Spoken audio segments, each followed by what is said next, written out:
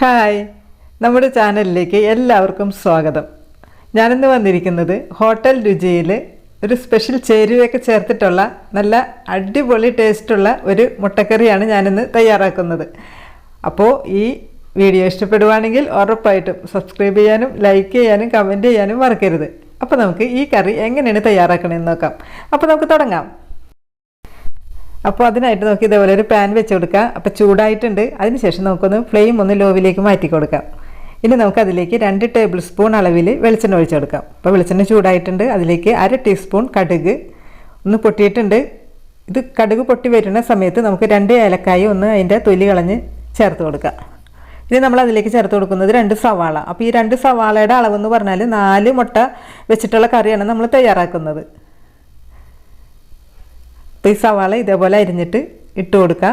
അതിനുശേഷം 3 വെളുത്തുള്ളി ചെറുതായിട്ട് അരിഞ്ഞത്, പിന്നെ നമ്മളിതിലേക്ക് ചേർത്ത് കൊടുക്കേണ്ടത് 1 പച്ചമുളക്. അപ്പോൾ നല്ല എരിവുള്ള പച്ചമുളകാണ്.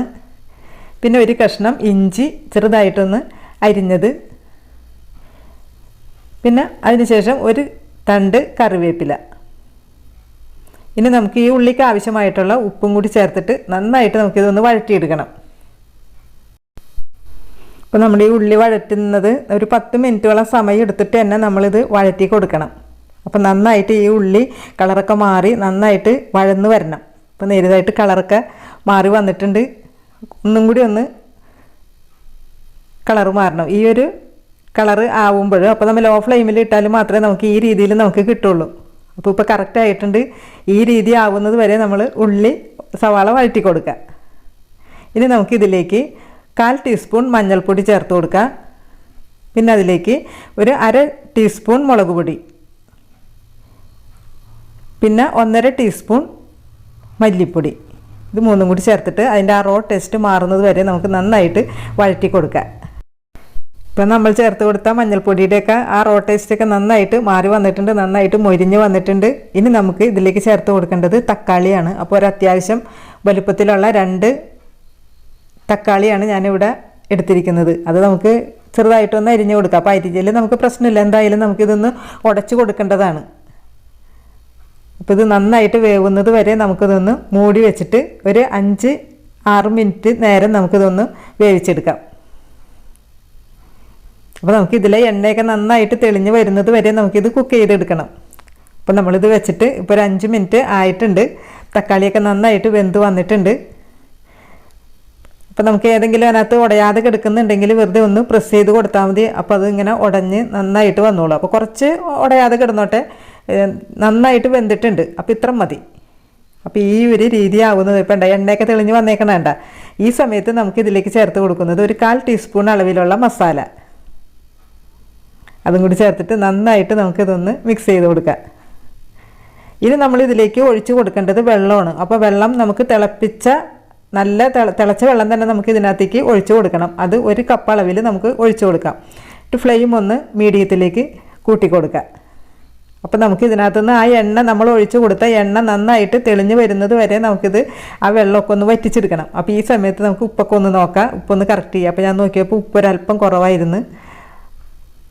ഇത് നമുക്കിതൊന്നും കൂടി ഒന്ന് മൂടി വെച്ചിട്ട്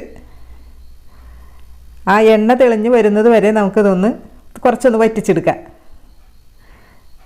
അപ്പോൾ വീണ്ടും ഒരു 2 മിനിറ്റോളം ആയിട്ടുണ്ട്. കറക്റ്റായിട്ട് നമുക്ക് കിട്ടിയിട്ടുണ്ട്. ഇനി നമുക്ക് നമ്മൾ എടുത്തു വെച്ചിരുന്ന മുട്ട ഇതിനകത്തേക്ക് ചേർത്ത് കൊടുക്കാം. അപ്പോൾ മുട്ട ചെറുതായിട്ടൊന്ന് നമ്മളൊന്ന് വരഞ്ഞു കൊടുത്തിട്ടുണ്ട്. ഇനി നമ്മൾക്ക് ഒരല്പം മാത്രം പഞ്ചസാര, ഒരു നുള്ളു മാത്രം ചേർത്ത് കൊടുക്കുക. എല്ലാം കൂടി ഒന്ന് മിക്സ് ചെയ്ത് കൊടുക്കുക.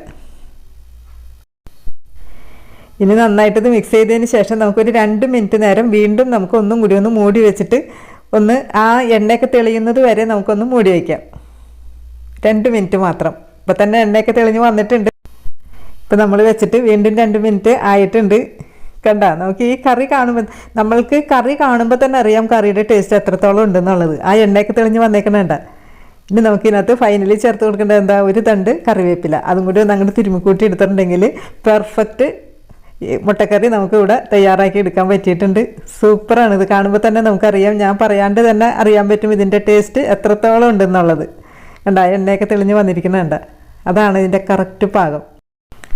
അപ്പോൾ നമ്മളിത് ഹോട്ടൽ രുചിയിലാണ് നമ്മളിത് തയ്യാറാക്കിയിരിക്കുന്നത്. അപ്പോൾ അപ്പത്തിൻ്റെ കൂടെ ചോറിൻ്റെ കൂടെ എന്തിൻ്റെ കൂടെ വേണമെങ്കിലും നല്ലൊരു കോമ്പിനേഷനാണ്. അപ്പോൾ ഈ വീഡിയോ ഉറപ്പായിട്ടും എല്ലാവർക്കും ഇഷ്ടപ്പെടുവാണെങ്കിൽ സബ്സ്ക്രൈബ് ചെയ്യാനും ലൈക്ക് ചെയ്യാനും കമൻറ്റ് ചെയ്യാനും മറക്കരുത്. അപ്പോൾ നമുക്ക് നല്ലൊരു വീഡിയോ ആയിട്ട് വീണ്ടും വരാം. അതുവരേക്കും എല്ലാവരും ഹാപ്പി ആയിട്ടിരിക്കുക.